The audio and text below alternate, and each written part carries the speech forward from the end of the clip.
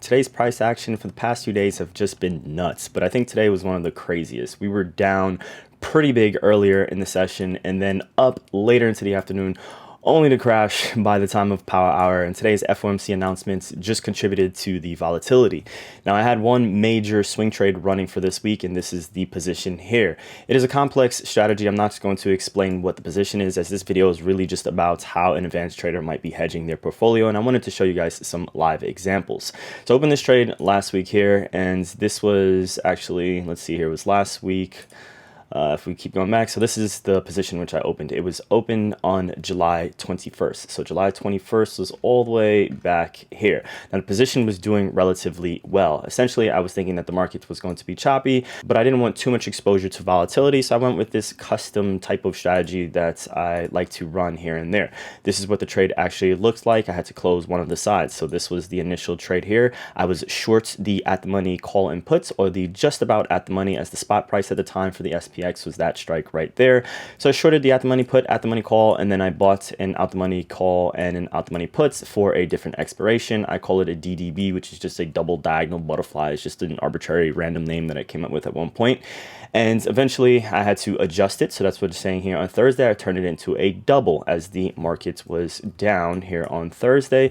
And that adjustment is what ended up looking like this. Now the adjustments, or the added position, which is why I have ADD here, is what it looks like. So by adding this, that was a good decision. As we can see, that's this side, or this tent. Essentially, I manage this type of strategy the same way someone would manage a calendar spread, and then turning it into a double calendar. So the position was doing well today. So let's take a look at when I shared this in Discord here. Let me just scroll down.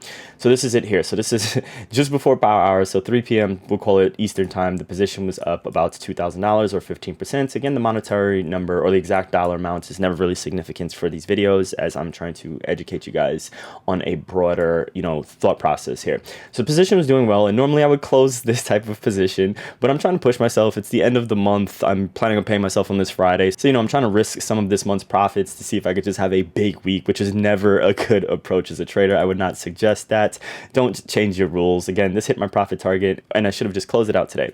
Now, I shared within the Quant Trading App Discord that it was not an easy hold, because once we broke down below 735 on the SPY, I was a little bit nervous. My first hedge was this puts ratio, which helped me hold a DDB. Now, I opened this on the 27th, which is Monday right here, as I saw reasons to think that I needed to protect my portfolio this week. And just in case the market was to crash, I wanted some sort of unlimited downside protection. So that's what this position is here.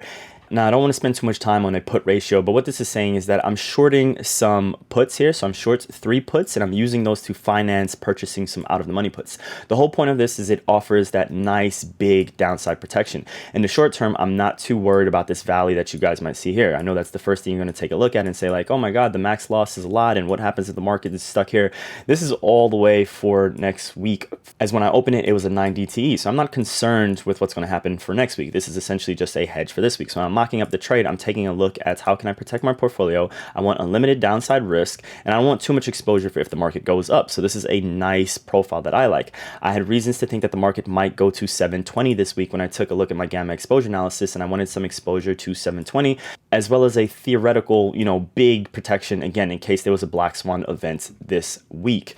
With that being said, this is what my SPY P&L looks like right now. We're going to take a look at the different hedges that I have running, because I'm essentially in this put ratio, but this is not the only hedge in which I'm in. I'm also in what's called a guts. It's pretty much a strangle, except I'm purchasing an in the money put and an in the money call instead of an out the money put and out the money call. I'm in 2 lots of this, and that was opened just at the top of power hour today. Now, the reason in which I opened this is because the markets went right back to this price. Now, there's a video in which I put out, I think maybe 3 years ago or so, and it was around an FOMC event. And I mentioned whenever the market is stuck around a particular strike price, especially a strike area that has a lot of gamma exposure, and then there's a big catalyst that happens. In today's case, it's the FOMC announcement, and the price returns. It's not likely it's going to stay there. It may stay there, but in my experience, it's not going to stay here for long. So that's why, in hindsight, the smarter thing would have been to just realize the $2,000 profit on this and then open up the guts. But I'm trying to push holding this because, I am being greedy this week. I will admit it. So that means I know I needed to protect that position. So I grabbed a couple of these these, again, which is called the guts on option strat.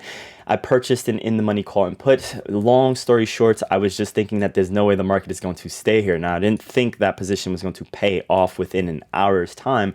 That was excellent. I'm also in this diagonal put spread for the SPY. This was opened at the start of the week in tandem with the back ratio. So both of these were open on the 27th. The 27th, as you guys can see, I opened that one essentially 4 minutes after because I realized that this wasn't going to be enough protection if the markets did really tank or if it was to hover around here, and this was just going to fill in the gap. So I wasn't using much capital here. We're talking about less than $300 with 2 lots of this diagonal put spread.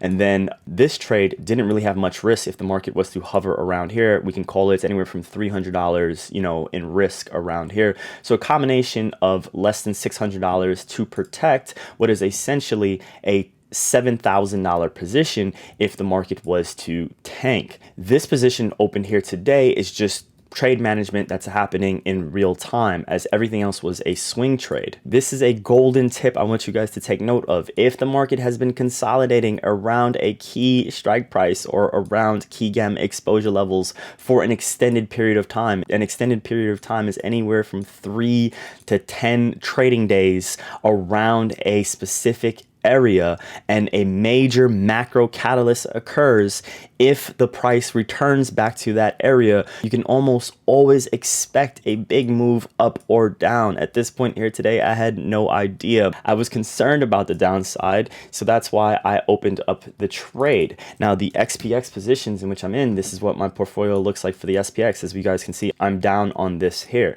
Now, let me just turn off the position for tomorrow. That's just kind of a lotto trade if you guys want to see what that looks like. It was completely crushed. I was opened early in the week. I was essentially just hedging in case the market blew out and we went back up to the all-time highs and we ended up pinning around here. I wanted a nice, win. I would think I was risking about, let's see here, $525. So this trade is essentially dead in the water, and that expires tomorrow. So that's the only reason I'm turning off that one position. But again, these are my main positions here for this week. And then I have a put diagonal for later in the month. If I remember correctly, it's somewhere down here for August. And that was also opened earlier in the month, as I essentially just wanted protection for the whole month of July. But the main point is this here. So this is, I'm looking for this big kind of payday, at the end of the week here. And I'm like, hey, I want to stay in this position as long as possible, but I'm not going to just sit on my hands and hope, that works out. I need to account for the risk. Now, I still think there is reasons for the markets to be down another 1.5%. The market is closed here. It's Wednesday, but there's still Thursday and Friday. So I'm expecting that if the market goes down another 1.5%, how much will this portfolio be down here, or this SPX portfolio be down? So $3,300.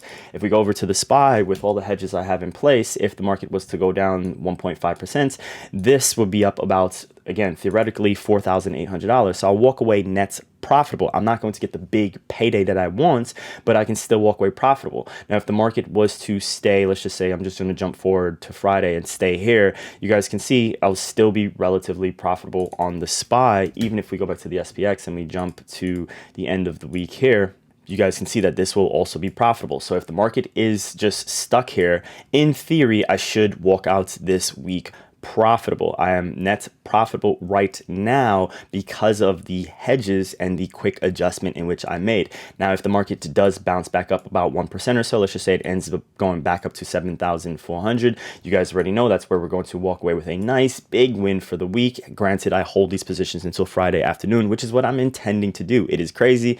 It is absurd, but I'm a relatively experienced trader at this point. So this type of volatility is just almost comical to me at this point. It's more so, how do I just manage my risk? If the market was to bounce up here, you guys can see that the hedges, yeah, they will take a hit. So I'm not going to realize the profit on these hedges because that's what's going to allow me to sleep comfortably tonight. It is just a combination of being patient, watching the price action, and then around key levels interacting with it. This is essentially a 1.5 drop. So this is around 720 on the SPY, is why I want protection for that level. On top of that, in the SPY, I am just long one puts right here for September. And that's just, being smart. I'm always try to be in some sort of a 45 DTE, or at least greater than a 35 DTE put on a portfolio when I'm swinging big positions in the SPX that requires some sort of protection or hedging. So this put was purchased for $7.45. So that is also just, just protection. And that's because I want unlimited, downside protection. The same thing like with the ratio spread.